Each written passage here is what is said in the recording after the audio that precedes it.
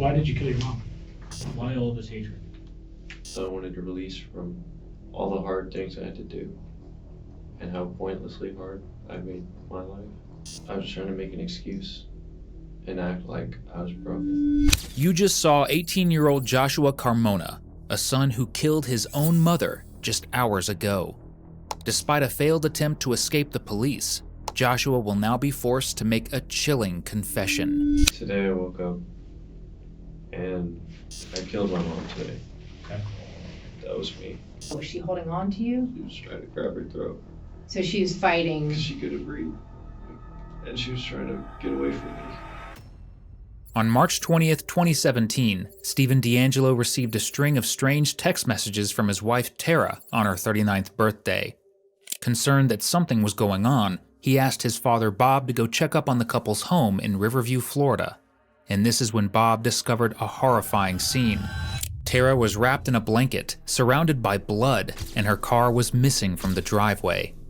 As officers arrived by 4 p.m., they immediately had a person of interest, 18-year-old Joshua Carmona, Tara's son.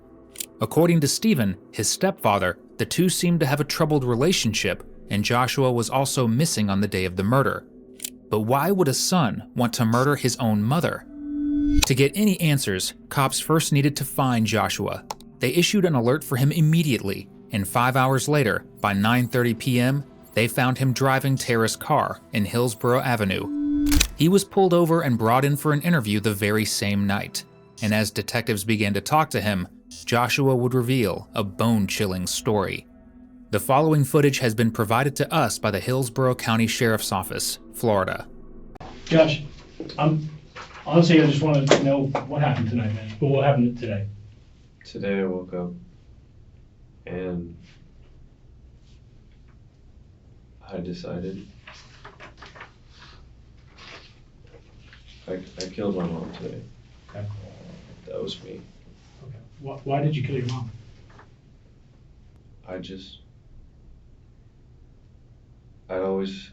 Sometimes I had this plan because I knew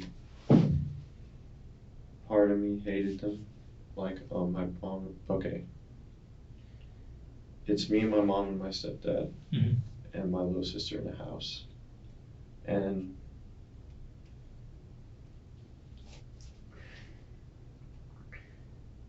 I don't know if I'm ready to do this right now. Well, when did this all start for you? All 'Cause of it what sounds like happened there's today- been some things that you've been thinking about for a while. It doesn't seem like just a, one moment it all happened, right? Like, I've recently got out of prison in Georgia. Jail for DUI. And I was getting ready for a court date in April in Pennsylvania. And instead of getting ready for that, I was just thinking maybe I should quit, maybe I should give up and just try and run away, get high, and just, the plan was to just go die. And just avoid that. I just want to stop. You had said that you weren't ready. Do you want to continue talking to us? I am. Okay. The plan was to go do something like that, where I'm just really high. And what I did was I went after my mom to get the car. Okay. And just... Were you planning on harming yourself? Yeah. But the main thing was that I was thinking about that led me to do this was I was blaming my mom for not being there. And I think I just held it in. I hated her for that. And we were just not talking about it because of me. Because I was just going out late, not being sober, ruining that. And I think it kind of worked together. I was gone from the house more, just getting high. They noticed I wasn't there and we just stopped talking. Joshua's past seems to be the reason for his severe distrust and hate towards his mom. But what exactly happened? Tara gave birth to him in 1998 when she was just a teenager. At the time, she handed Joshua over to her grandparents to raise him, as Tara felt she was unable to do so in the absence of the father and often talked about how Joshua was an unwanted child. Joshua was only reunited with Tara when he was 11. However, the distance and isolation between the two only grew deeper from here on out. Tara married a new boyfriend, Stephen, in 2012 and had a daughter with him named Caitlin, who in Joshua's eyes was much more cherished than he ever was, as her parents showered her with love. From Joshua's perspective, 11 years without his mother, the feeling of abandonment, and the stark contrast he perceived between the love shown to his stepsister and his own life only fueled his intense feelings. Unfortunately, these weren't only directed towards his mother, as Joshua had one more victim on his list that day. I'd been thinking about this for a while. When you say thinking about this, what do you mean by that? That's a good question. I'd been thinking about harming my parents. So not just your mom, your stepdad too? That was what I was originally gonna do today. Okay. Well, what is that? Let's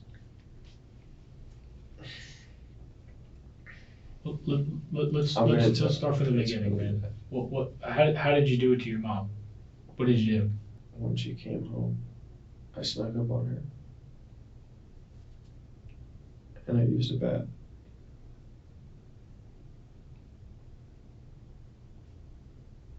What did you do with the bat?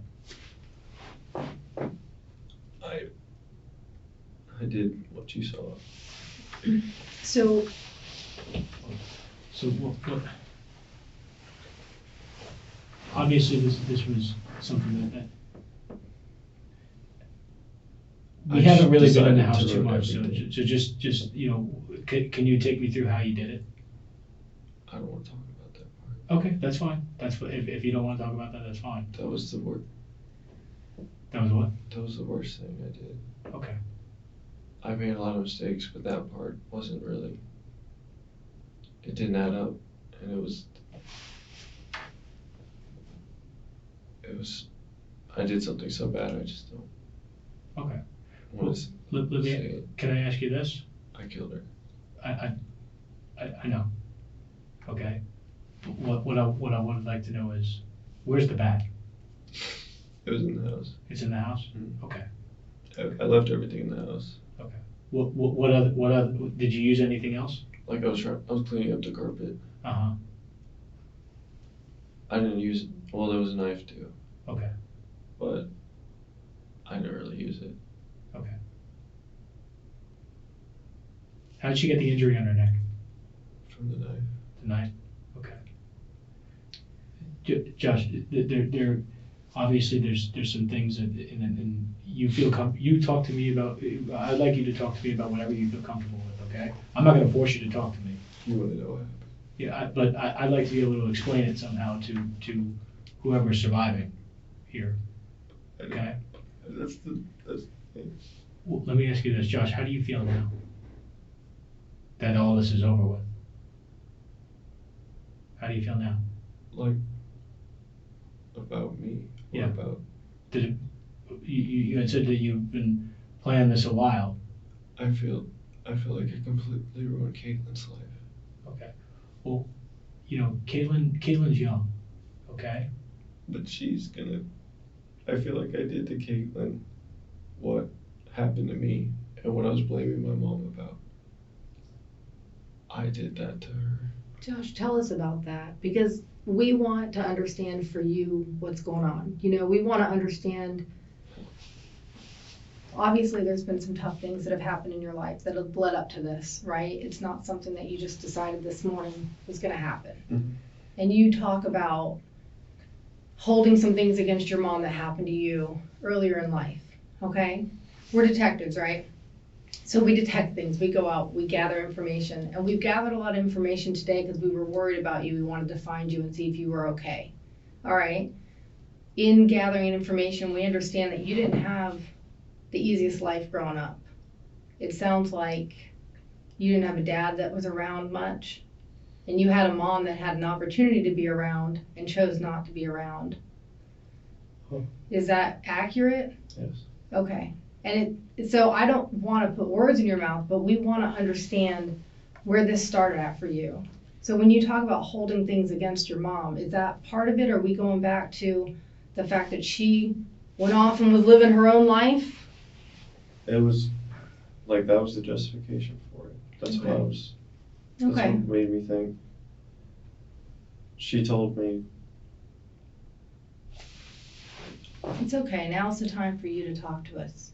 when I was a kid and she would visit, all I think about now is when I was a kid and she would visit for like a day or two and then she would leave, and I just remember me crying myself to sleep because I was really sad, What were you sad about? because my mom came and I was happy for a little bit, but then she was gone again. Who were you living with then? Just my grandma. So here you had a mom and she would come visit and you would get a taste of having your mom around and then she would leave. Mhm. Okay. And she told me a few months back that, and I knew she wasn't there because she was scared to be a mom. And I was holding against her that she was scared to be a mom then and now. Because of our bad relationship, I was still holding that against her too. What do you mean by your bad relationship? We didn't talk at all. And when I turned to drugs, we started talking about nothing, never seeing each other. This strained relationship between Joshua and his mom was obvious to Stephen. According to him, Tara was intimidated by Joshua and tried to avoid him, even refusing to ask him to do simple chores. Unbeknownst to Stephen, however, Joshua hated him equally as much, if not more, enough to the point that he was willing to kill him. So how exactly did his plans of a double homicide fail? You know, you said that your plan was to kill your mom and your stepdad. But you only killed your mom because your stepdad's still alive. So how did that happen? Did something interrupt that, or did you have a second thought? Like, how did that plan get messed up? When my grandpa came home When he came home to his house? to my house Okay. and he went inside, So was he not supposed to come to the house? I just wanted to give him Caitlin and Okay. then go back to my house. So how were Were you you gonna gonna? wait for your stepdad to come home? So how did that happen? Where were you gonna meet up with him to give him Caitlin? I was just gonna drop Caitlin off at my grandpa's house. Okay. He So- came straight to our house. What? How did you make arrangements to do that? To drop I used Caitlin? my phone and my mom's phone. Okay. So you were using your mom's phone also? Were you using it as you, or you using it as her, or something else? That's her. Okay. So you made arrangements to meet him to drop off Caitlin where? At his house. Okay. Where is her phone now? I dumped him Where? at Brandon Mall, Brandon Mall? Mhm. Whereabouts? next to Sears, Inside or outside? outside, Outside? on, I know which one it was. It was in the grass areas. In the grass area? Like up by the Like- building or over by the road? In the or what? parking lot, outside of Sears. Okay. Like next to the cars. You willing to do that later? Mhm. All right. Okay. So then you're using your phone, your mom's phone, and you're texting your grandpa? What's his name? Bob. Bob? Okay. Bob. Yes. All right. And you make arrangements to meet him, you think, at his house to drop off Caitlin. Is that right? Okay. Make sure you correct us if we're not right, because we want to make sure it's right. All right. So then you said something about, but then he comes to your house instead? Yeah. So how did that happen? I wasn't, well, he was questioning why I asked him. Where Drop were you Caitlin when off. he showed up to the house? I was at the park At the park? Mhm. Who were you with? with Josh, With Josh? with one of my friends. Okay, He's who I left Caitlin with. okay. Okay. Josh is a good friend, like I said, like I told you right from the beginning, Caitlin's okay. Mhm. He did exactly what you told him to do, he dropped her off. Yeah, that wasn't part of the plan at all. I get That it, just man, happened. I get it, and, you know, things do spiral out of control. We understand that, okay? But So- keep going with what happened. Where was it? Well, so then you're texting Bob Mhm. from your phone and your mom's to arrange to meet him at his house to drop off Caitlin. Mhm. But you're Yeah. at the park with Josh. Yeah. Okay, so then what happens next? And I knew he came to my house because I could see it on my phone. The How door did- was opened. Oh, okay. Oh, you have cameras, like you can pull it up on the app? We have a security thing on that, and I Okay. knew at that point it was over Why is that? because there was still some on the carpet. Okay. So at that point, you had already killed your mom. Mhm. Okay. And so what time was it that you killed your mom today? Around noon. Around noon? Mhm. All right. And You, then you said that she got back. Where was she that she left the house? She went grocery shopping. No, I think she went to get. She go get her nails done or anything like that, or Yes. yeah. Okay. Okay. Joshua's intense need for validation bled into his love life too, according to a statement from one of his close friends. He often became attached to any girl who showed him attention, a behavior he blamed on his mother and one that is possibly linked to his childhood. According to a review of 30 studies, there is a wide range of effects that are linked to childhood neglect, regulating emotion, maintaining relationships with peers, and low self-esteem, to name a few.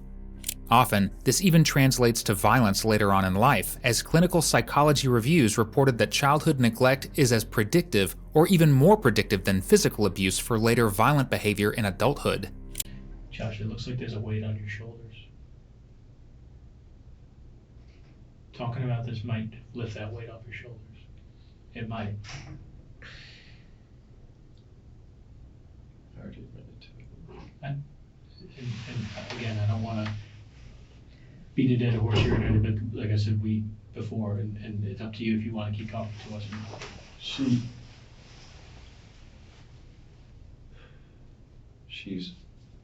She comes in and I say, Mom, I hit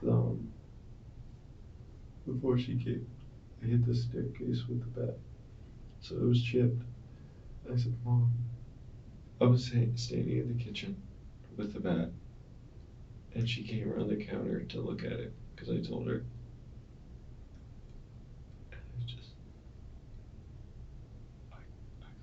And I just hit her Where'd you hit her? in the head. She fell down, but she wasn't out, and so I just kept hitting her until she stopped. Okay. Hit her in the neck so she couldn't breathe because her face swelled up, and so it was just muffled and screaming, and I was just trying to hit her until that stopped. And then I moved the body to the bathroom.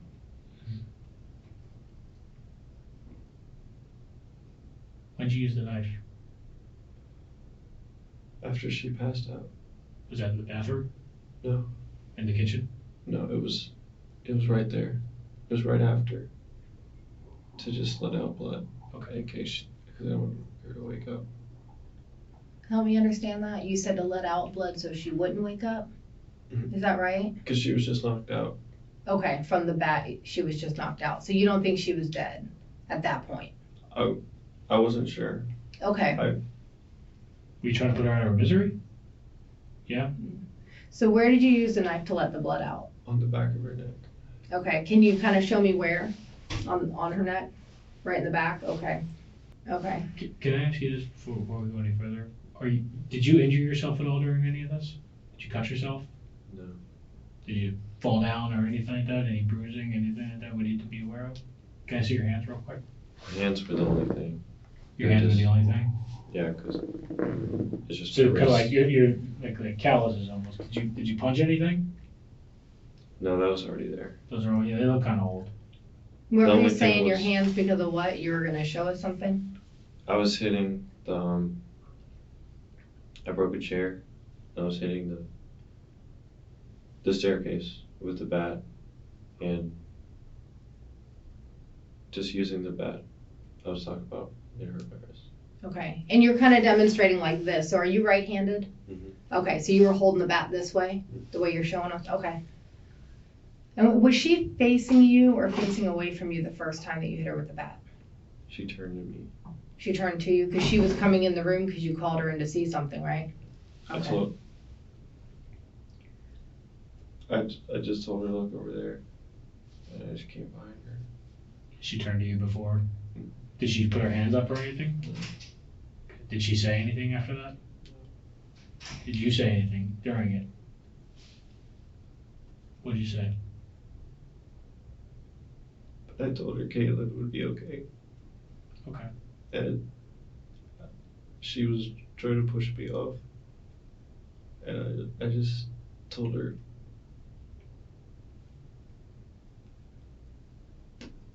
I said, just stop. Stop fighting. Just let go. Was she fighting? What do you mean let go? Was she holding on to you? She was trying to grab her throat. So she's fighting. Because she couldn't breathe. And she was trying to get away from me. Was she on the ground at this point? Mm-hmm. And I told her, I said, just let go. And she wouldn't. And so I got up and I smashed. I hit her again. In that face? Although the details of Joshua's story are disjointed, let's make them easier to understand. On Tara's 39th birthday, March 20th, Joshua woke up and decided to kill his parents, starting with his mother. Around noon, while Tara was out, Joshua destroyed a section of a banister in their home. He then called Tara and asked her to come back, wanting to show her the damage.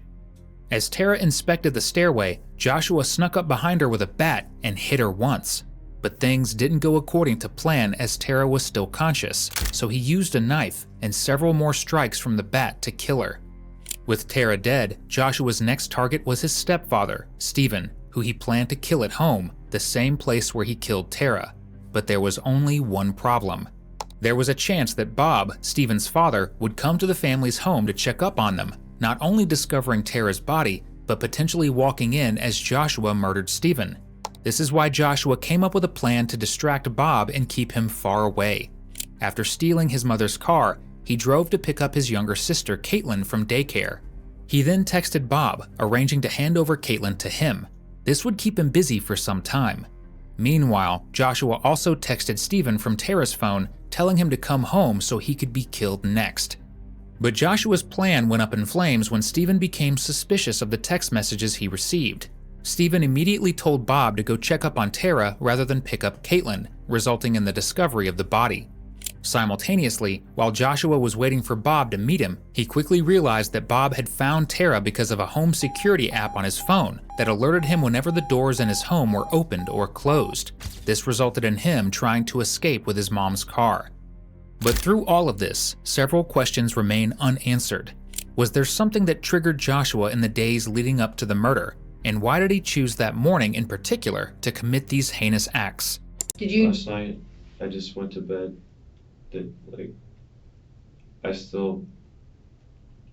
What was gonna happen was I had to go do my monthly parole for Georgia and go get an appointment with my doctor this week. And so I was deciding between quitting and doing this or doing everything I have to do. Okay. And getting ready to go through probation, go to the hearing in April, and talk to my therapist. Okay. So you feel like you're deciding between... I tried to make it a choice between those two. Like, do I kill my mom and stepdad and try to run for the hills and get away from everything? Or do I follow through with what I need to do, go to court, face the consequences? Okay. So those you felt like are kind of your two choices. Like I made it.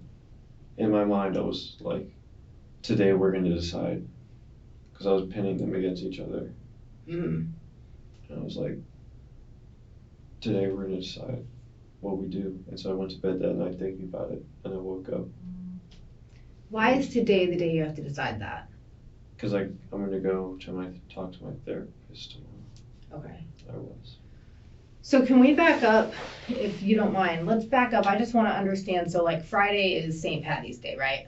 Do you go out and celebrate, drink with buddies, anything like that Friday?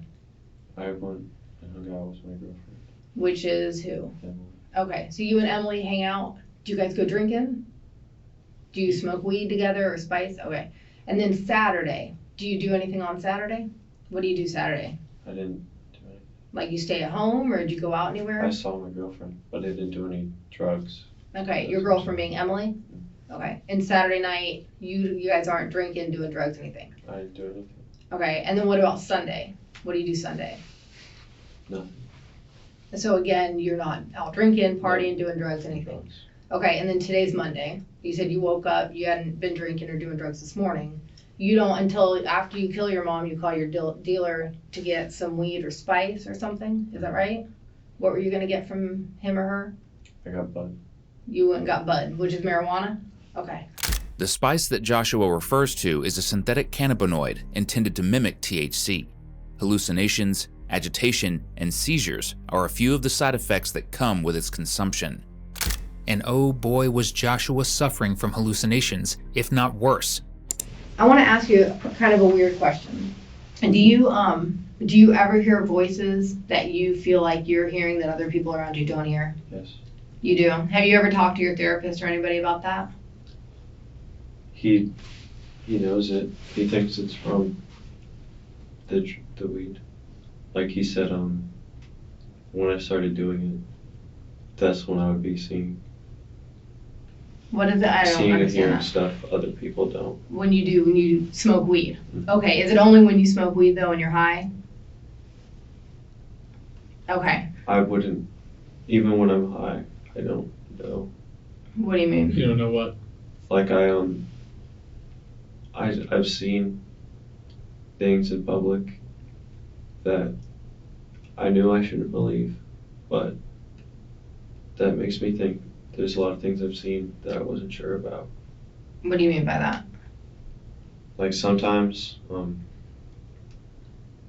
hallucinating and I hear the radio say something or people in public say something that they shouldn't be able to know. And so I know when I'm on the drug, I hallucinate, but I don't know about how. So how do you know that you're hallucinating?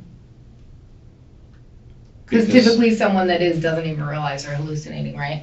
So how are you aware of the fact that you're hallucinating? Because there was like a small few that I confirmed. Like, So have you ever, like when this is happening, have you ever said, hey, did you hear that to somebody? Like, all the time. yeah. And I've seen like water on my pants. I see it and I touch it and it's dry. That's what I would notice when I was drinking sometimes. Mm-hmm. Okay, so when you're drinking, you see that when you're smoking marijuana? How about when you're smoking spice? I don't. Do you know the difference between marijuana and spice? I don't. No. That's Okay. why I was opening it up. Okay, so you're not sure if it's marijuana or spice that you're smoking? Okay. Do you usually try to like smell it, test it, something like that, like to see? Because marijuana has a distinct odor to it, and spice has a distinct odor to it. I just don't know. So these hallucinations and such that you're talking about, it's when you're high or when you're drinking? Yeah. Okay. When I'm not sober. And what? When I'm not sober. And when you're not sober, okay. When you are sober, then you don't recognize or you're not aware of that stuff.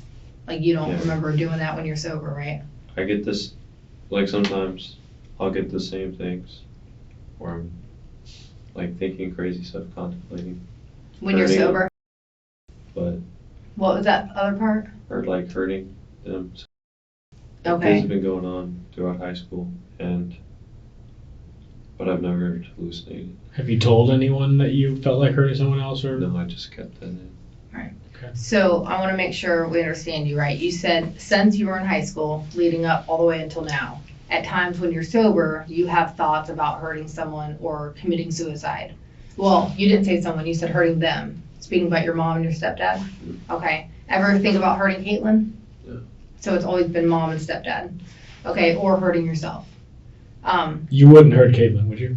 No, Okay, good. I was making sure. Good. Yeah. That It seems like you took steps today to make sure that she was going to be with someone that was going to take care of her. And just to be clear, so because I don't want someone to infer this later on or anything, you never took Caitlin back to the house, did you? No. Okay, good, because that's a good thing. You don't want to scar that I kid. remember that. Okay. I went to the house. I do thank you for that and everything, because that is something that you never want her to see, obviously, and everything. You know, we do what we do, but we don't need to include someone who's innocent like that.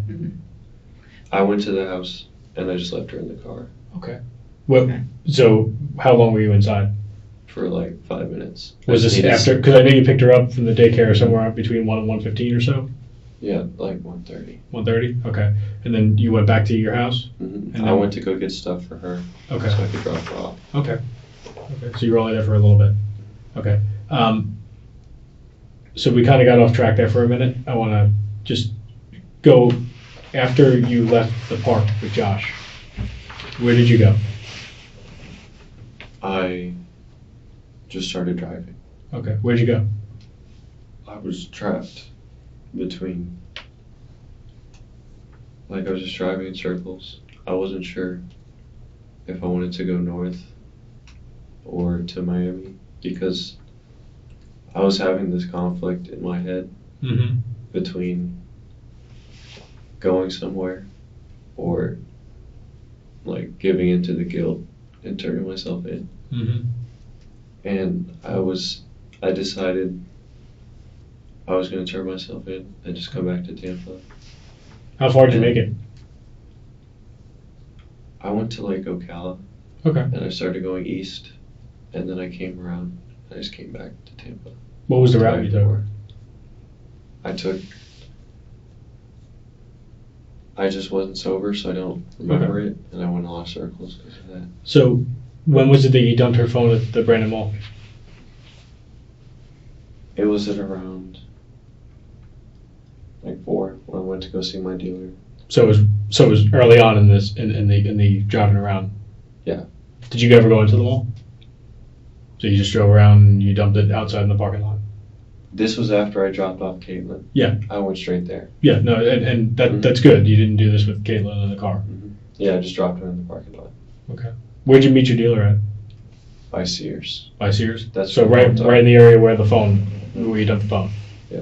Okay. Did this guy, whoever it is that your dealer is, did he ever see you drop the phone? They were there. They might have seen it. Who's they? It was him and his friend. Do you know their They were names? both in the car. I know Jet's name. Jet? That's my dealer. I know my dealer's name.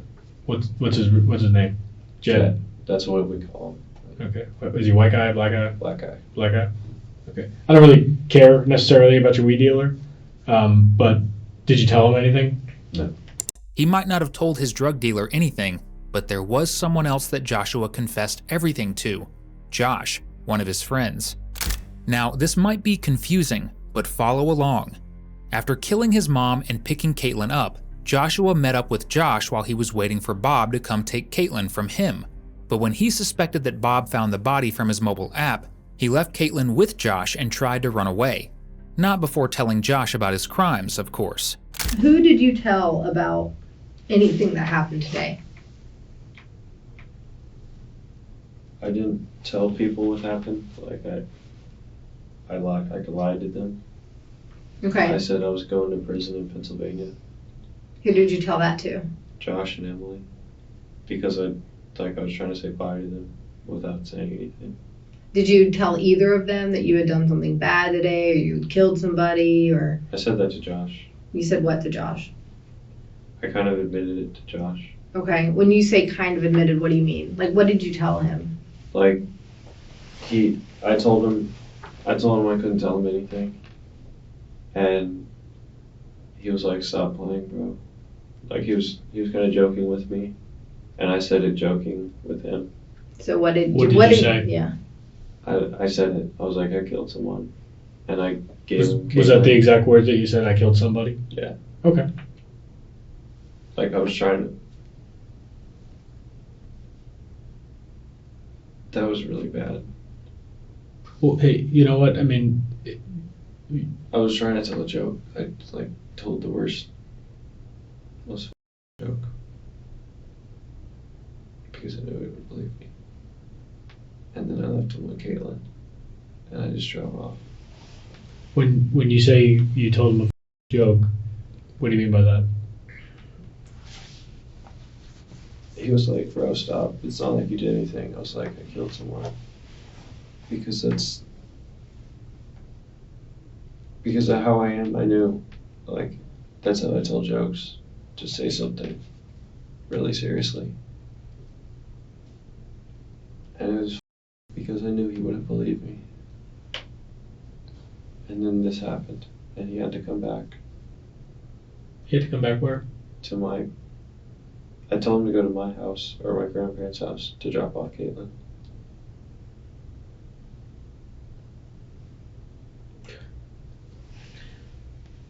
What happened?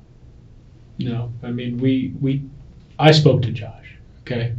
He's a nice guy, and he was a good friend to you. What did he do with Caitlin? He brought her right to your grandfather. I told you from the beginning I wouldn't lie to you about that, okay? Because I know that's important to you. Caitlin, her safety, okay? And I saw her with my own 2 eyes, so I can tell you that she's okay. Josh, before we kind of wrap this up, I just want to leave it kind of in your court. Are you sorry? Yes. Do you have anything you want me to tell anybody? Any family, anything like that?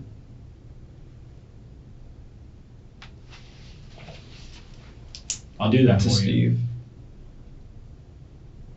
What do you want me to tell him?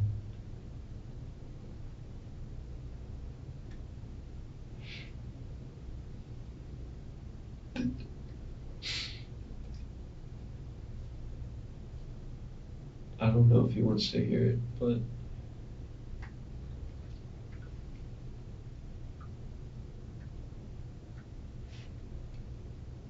I don't think there's anything. You don't think there's anything? Okay. I completely wrote. Like, do you think he would want to hear from me? You might. Josh, here's the thing. We don't want you to manufacture any feelings here. Yeah. We don't want you to manufacture an apology or feelings of guilt, remorse, okay? What did I tell you? Part of our job is that we have to read people, right? If you're not So- willing to say something to him, that's fine. I get Yeah. what you want to know. Well, because, sometimes people feel bad for what they've done, and sometimes they feel bad because they got caught. And it sounds like you had a plan that you didn't get to see all the way through today. It kind of got screwed up on you, And I can understand that might be pissing you off too. Like you finally built up I'm the not courage. pissed off. So how are you I've feeling about ruined it? their family. I did. I did what I thought ruined my life to Caitlin's life. I put her in the same situation that I was in. Well, you don't know that for sure, Is she okay? Josh. Yes, I told you she's fine. Okay? She's fine. I guess I'm not and not to be a jerk here, but I guess I'm not totally understanding how you put her in the same situation you were in. Were one of your parents murdered by one of your siblings when you were growing up? I made it even worse. I thought I made it even worse. I was in the car with Caitlin after I picked her up in the merry-go-round, and she was crying because she wet her pants, and she was just this cute little kid crying, "Mommy." And all I remember was when that happened to me. But I did it, so I tried to put her, I ended up almost putting her. Well, and you said you tried to put her. So you must be, it must be really frustrating to see a young kid, right, being raised by your mom and your stepdad in a way that your mom didn't give you the attention when you were that age. Yeah, it's like I thought about that. That has to be really upsetting. You see Before your I mom saw her. pouring into this little girl in a way that she didn't bother to pour into you. Yeah. And so part of this was, I was jealous. So let's be real and let's really talk about what got us here today, right? Because that's got to be really tough to watch, right? You wanted your mom around in your life, you wanted a dad around in your life, and here she gets to have both. That's not fair.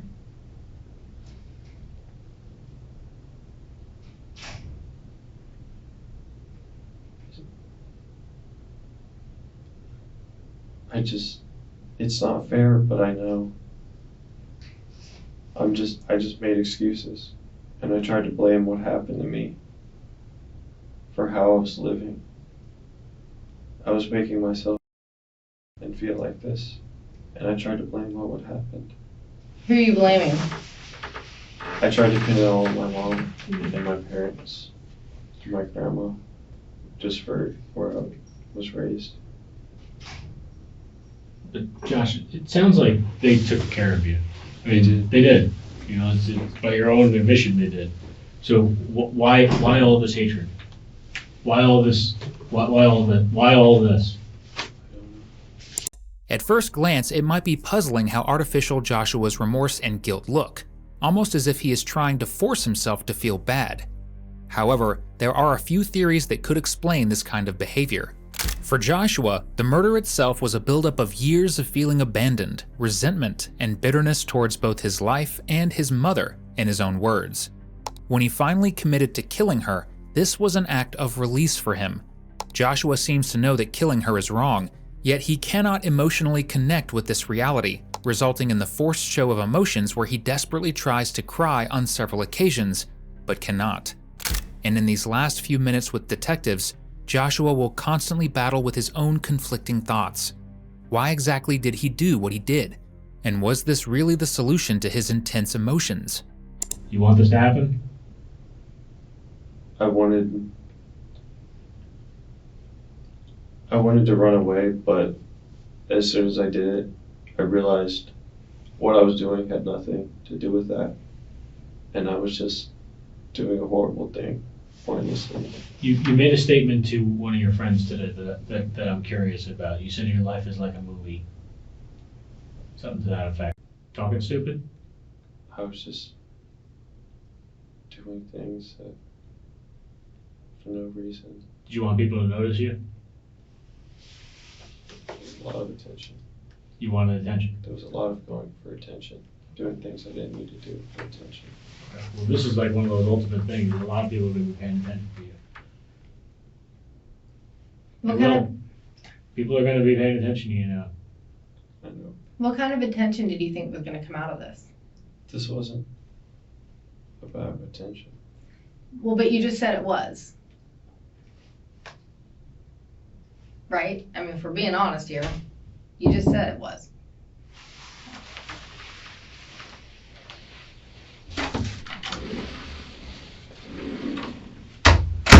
So, I mean,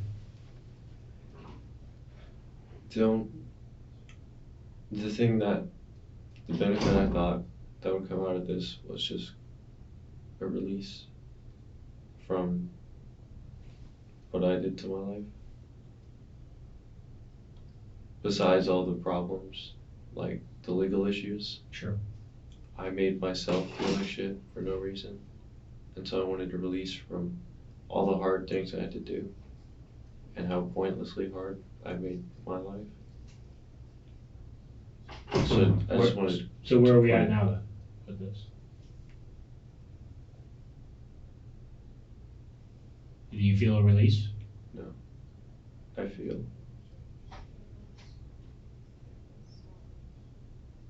like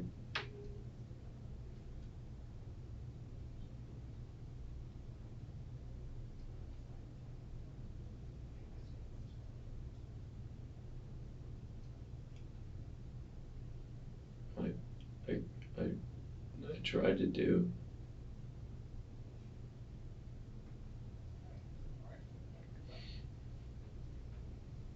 was get attention from my family. And I made so many mistakes that they forgave me for. And now I made the one they can't. Now you what? I made the one mistake they can't forgive me for. Those are some good-hearted people, man, and they may find some type of forgiveness for you. I don't know for sure if they will, but maybe somewhere down the road they might. I don't have any other questions. Okay. Josh, is there anything that we didn't ask you today that you think is necessary for us to ask you? Now's your time to shine, man.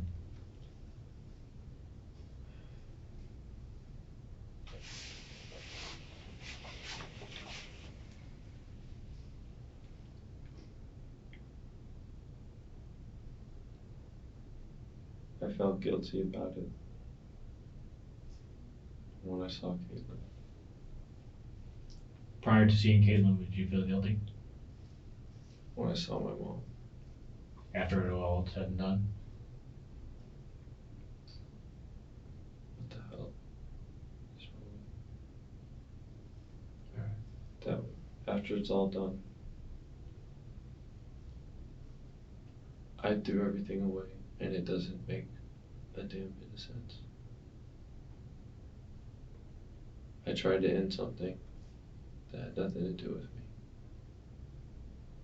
And I tried to end my life because I still couldn't get over what happened to me as a kid. And I was still blaming and hating the world I understand. for something that probably made me a better person. Why would this make you a better person? I had a great childhood. I was a great kid. Well, maybe I misunderstood what you said, but you just said this would make I didn't you say better. this made me a great person. Okay, I well- said I was a great person. Okay. And I was trying to make an excuse and act like I was broken. Okay. I screwed something up. I made the wrong choice. Okay. Well, Josh, we're gonna go ahead and make a phone call, okay? If you don't mind taking us to where those phones were, we'll do that in a little bit. We're gonna move you to a room over here, okay? And I'll be with you in a minute. I just gotta call one of our prosecutors, but. Can I talk to Steve? We're not gonna call him Not right tonight. now, we're not gonna do that. Can I but- say, is there something you want me to say to him? Is there something you want to say to him? There's something I want to say to my mom. I'm so glad she's okay.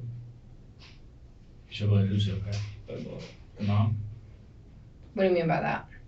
Because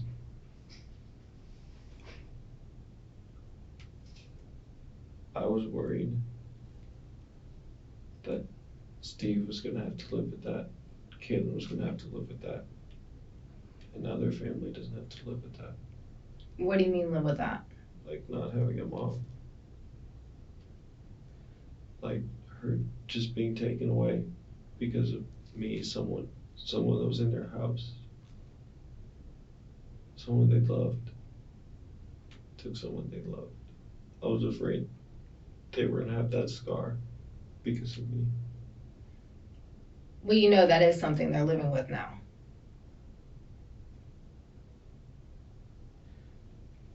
Josh, that's something that you may want to think about, okay? I don't know necessarily if you want me to relay that message to them. Is my mom okay? Let's go next door, man. Come with us. While the interview comes to an end here, Joshua's trial was set to take place in January 2020. However, before it began, the Hillsborough County State Attorney's Office offered a plea deal to Joshua where he would only have to serve 60 years in prison in December of 2019. His only response was no. Ultimately, on January 9th, 2020, a jury took less than an hour to find Joshua Carmona guilty of first-degree murder as he faces life in prison.